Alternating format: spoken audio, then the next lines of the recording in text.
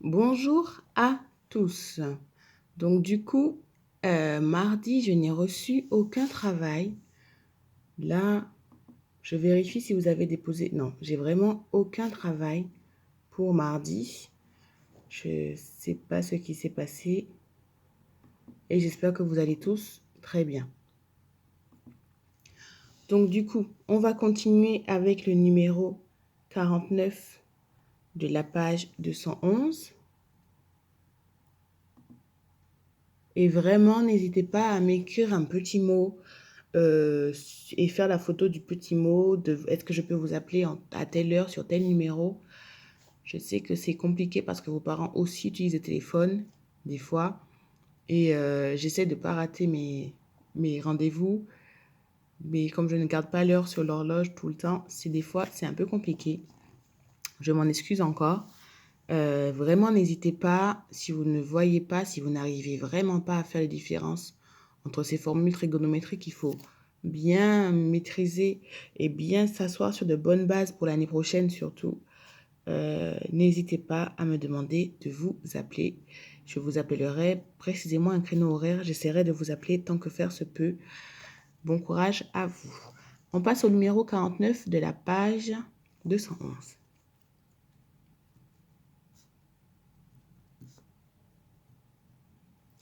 Donc ici, on est toujours dans le calcul de la mesure d'un angle qu'on a fait hier. Donc je n'ai vraiment pas eu de retour. Je regarde dans ma boîte mail. Non, il n'y a vraiment rien nulle part. Je ne sais pas pourquoi. Allez, bon courage. Avec les données de cette figure, donc on a un joli petit triangle rectangle en R. Et on veut, mon angle droit n'est pas très droit. Et on veut les valeurs des angles, de tous les angles aigus. Donc, de la même façon qu'on l'a fait dans l'exercice numéro... Dans l'exercice numéro 5, on peut soit utiliser sinus et cosinus, comme dans l'exercice...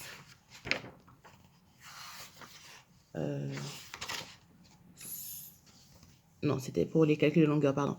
On peut utiliser soit sinus et cosinus de ces deux angles-là pour avoir les valeurs, soit calculer un seul et déduire l'autre avec l'égalité des angles, la somme des angles dans un triangle. Donc, moi, je vais travailler avec les deux égalités cosinus et sinus pour que vous ayez bien l'habitude. Et puis, je vous laisse faire votre choix. De toute façon, on verra bien qu'avec cette méthode, j'ai vu un élève qui s'était trompé dans son sinus et son cosinus et qui avait obtenu les angles effectivement complémentaires, donc des angles de 29 degrés au lieu de ceux de 61 degrés qu'on avait eu. Effectivement, j'ai un élève qui a fait le travail. Et il faudra faire attention. Donc ici, on est sur l'angle RMT. Donc A, au brouillon, on se rappelle, on travaille avec l'angle RMT. Toujours, on repère l'hypoténuse, CTM. Le côté adjacent, c'est donc RM. Pardon. Ça, c'est 1 et j'ai pas de violet. Et ça, c'est celui avec lequel on travaille pour l'instant. Et le côté opposé, ça va être RT. Qu'est-ce qu'on connaît sur cette figure? On connaît RM, 4 cm, qui est le côté adjacent, et TM, 5 cm, qui est ici l'hypoténuse. Donc, le triangle, on rédige toujours étape par étape. Le triangle TRM est rectangle en R.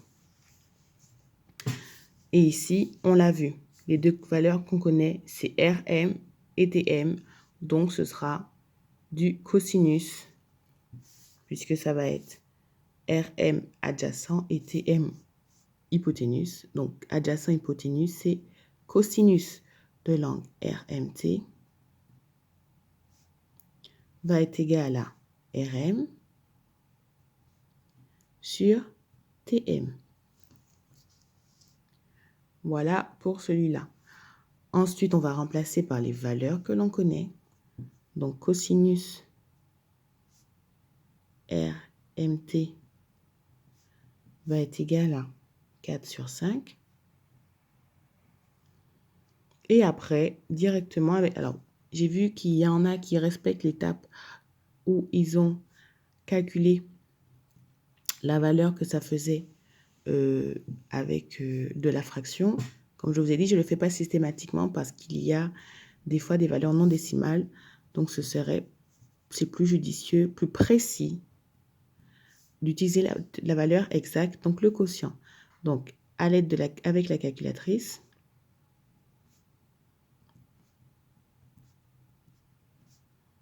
on a... Et donc, sur sa calculatrice, j'ai vu malheureusement qu'une copie et le travail semblait être bien fait sur la calculatrice parce que la longueur de l'angle était bonne, bien que l'élève s'était trompé entre le cosinus et le sinus dans son égalité trigonométrique, enfin de ce qu'il nous fallait pour les angles, mais c'était bien une bonne utilisation de la calculatrice. Donc vraiment, si vous n'arrivez pas à utiliser la calculatrice, si vous trouvez jamais, quand vous regardez la correction, si vous la regardez, si vous trouvez jamais la bonne valeur, faites-moi un signe ou j'ai mis une vidéo YouTube qui n'est pas de moi. Comme je vous dis, je n'ai pas de calculatrice ici. Et la mienne, elle n'est pas ni Casio, enfin c'est une Casio, mais très vieille. Donc du coup, n'hésitez pas à me le dire si vous n'arrivez pas à utiliser toujours votre calculatrice. Mais ici, on va donc faire seconde, cosinus, entre parenthèses, 4 divisé par 5 ou 4 sur 5 si vous êtes en mode fractionnaire. Et ça va nous donner la valeur de l'angle. Donc, RMT va être environ égal à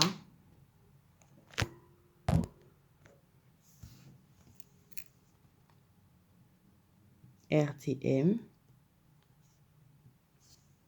est égal à 4 cinquièmes. Mais comme on est sur du sinus, on n'aura pas la même valeur sur notre calculatrice. Donc, avec la calculatrice,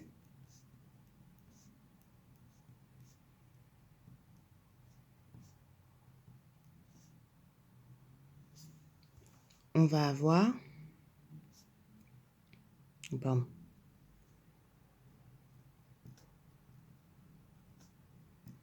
Donc, on tape tout ça sur notre calculatrice.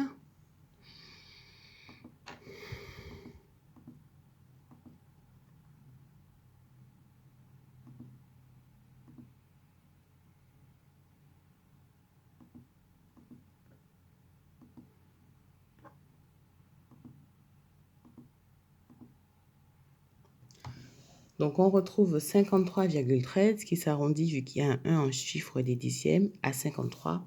C'est bien la valeur qu'on devait trouver. Je vous laisse compléter ça et on continue. Alors, dans cet exercice, la différence entre Arthur et Fatou est de 1 degré. Donc, il s'agit donc d'un arrondi. Et c'est pour ça que je vous en ai reparlé bien tout à l'heure. Donc, de bien faire attention aux chiffres des dixièmes. On va donc voir quel est le chiffre des dixièmes qu'on fera le calcul. Et on pourra voir qui a raison. Donc, on est au numéro 52 de la page 211.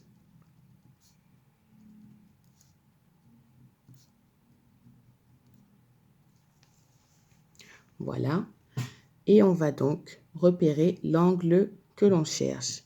Donc, au brouillon, RMI, c'est l'angle que l'on cherche. Le triangle et rectangle en I. Donc, l'hypoténuse, il n'y a pas I dedans, donc c'est RM. Le côté adjacent, ça va être MI.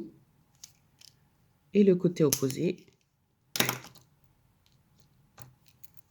ce sera RI. Voilà pour la première étape au brouillon. On fait celle-là. Ensuite, le triangle, on rédige.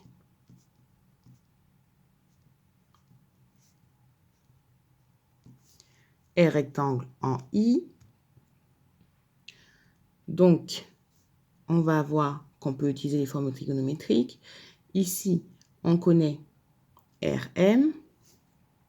Donc, RM qui est l'hypoténuse qui fait 10 cm. Et on connaît MI qui est ici le côté adjacent et qui fait 7,2 cm. Donc, hypoténuse adjacent, ça nous donne le cosinus. Donc, cosinus de l'angle RMI va être égal à MI sur RM. Voilà. Et on va continuer. Donc, vraiment, n'hésitez pas à me laisser un message aujourd'hui pour que je vous appelle quand vous faites votre travail. J'essaierai de, plus tôt vous me prévenez, plus tôt je peux m'organiser pour vous appeler, faire le travail au téléphone avec vous. Parce que j'aimerais bien qu'on... Ce chapitre, je vois bien que c'est pas ça du tout, quoi. Donc, j'aimerais bien au moins vous aider. Après, bien sûr, je ne vous force pas à travailler, hein, c'est pas ma nature. Donc, du coup, n'hésitez vraiment pas à m'envoyer un petit message sur ma boîte mail. Je vous ai redonné mon adresse mail. J'ai écrit un message hier ou mardi, je ne sais plus, où je redonne mon adresse mail. Donc, n'hésitez pas à m'envoyer un petit mail rapidement pour me demander de vous appeler à telle heure pour faire le travail. J'essaierai de vous appeler. Et puis, mais aujourd'hui, vraiment, je m'y tiens parce qu'on va finir ce chapitre aujourd'hui et demain. Donc, vraiment, appelez-moi. Enfin, pas appelez-moi. Je vous appelle en anonyme, bien sûr, toujours. Mais j'appellerai tant que faire se peut dans l'heure. Pareil, mademoiselle VA avait très exactement. Si tu veux que je rappelle à 10h30, n'hésite pas à me le dire. De toute façon, je rappellerai à 10h30 tout à l'heure. Donc, n'hésitez pas. On continue. Donc, ici, on va trouver notre cosinus. On va donc remplacer, donc c'est toujours cosinus, par les valeurs que l'on a. Donc, 7,2 et 10 cm. Et ensuite, ça se fait avec la calculatrice.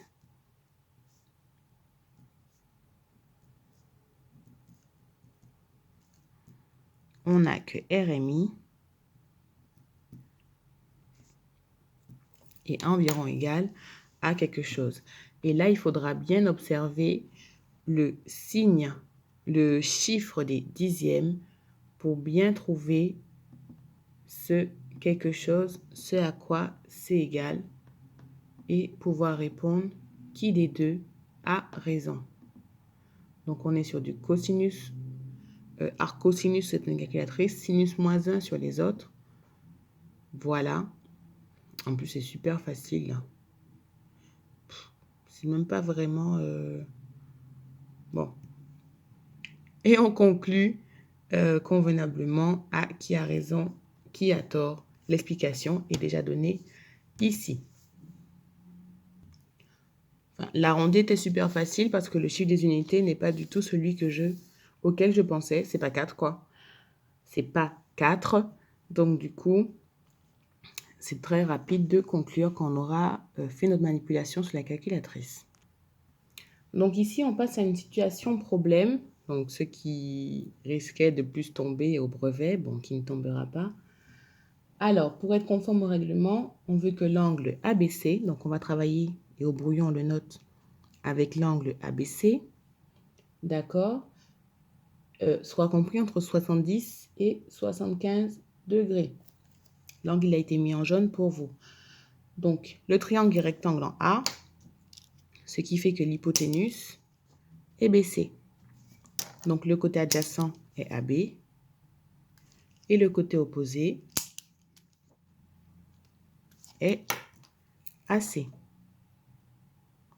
Donc, ce qu'on connaît ici, on connaît BC qui est égal à 10 cm, 10 mètres, pardon, 10 cm une rampe. Et AB qui qui est égal à 3 mètres.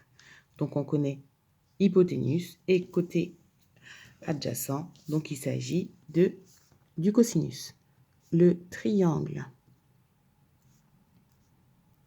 ABC et rectangle en A, cosinus, je vais écrire, de l'angle ABC.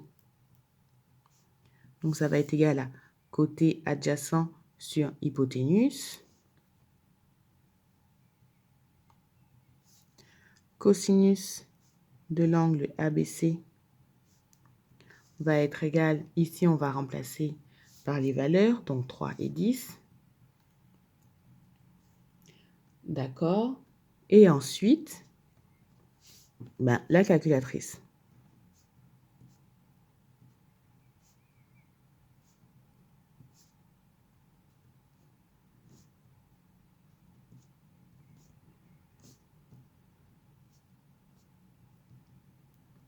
On a que l'angle ABC va avoir une valeur et on verra tout simplement si cette valeur est comprise entre 70 et 75 degrés et on pense à bien compléter.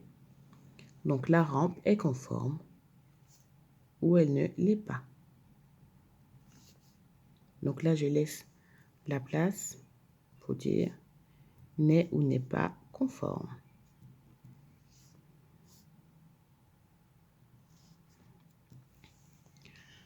Bien, on passe au dernier exercice avec une petite révision. Donc, ici, on vous demande de déterminer la médiane de cette série. Donc, un tableau.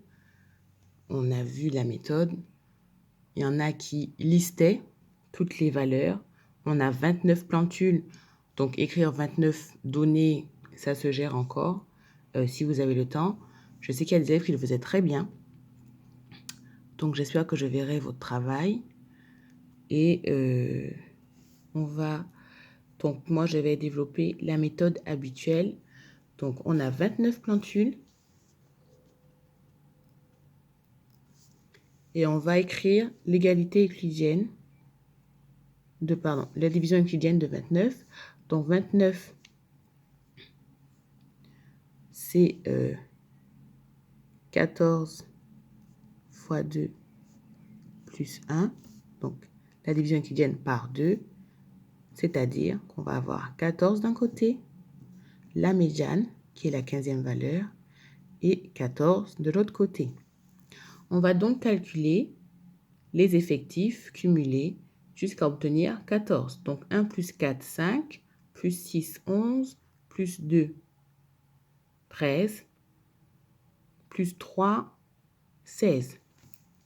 Donc, 1 plus 4 plus 6 plus 2, on l'a dit, ça fait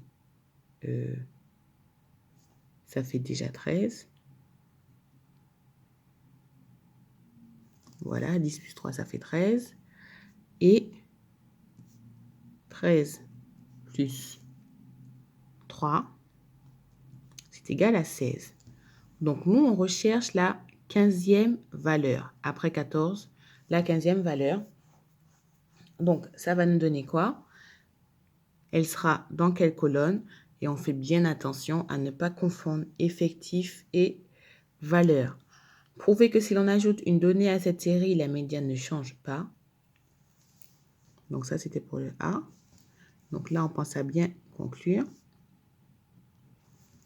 Alors, si on rajoute une donnée, elle va être soit à gauche de la médiane, soit à droite de la médiane. Donc ici, on aura du coup 30 plantules. La méthode ne sera pas la même puisqu'on va devoir faire une demi-somme, mais ça ne changera pas puisque la 15e et la 16e valeur seront toujours dans cette même colonne. Voilà. Donc la 15e et la 16e valeur seront toujours dans cette même colonne, quel que soit l'endroit où l'on met notre donnée supplémentaire. Donc la médiane va être la même. Voici pour cet exercice. J'espère que j'ai été claire et vraiment, n'hésitez pas à me laisser des messages sur vos cahiers et à me les envoyer. Pas juste, j'ai pas compris. Dites-moi, appelez-moi à telle heure. S'il vous plaît. Bonne journée à vous.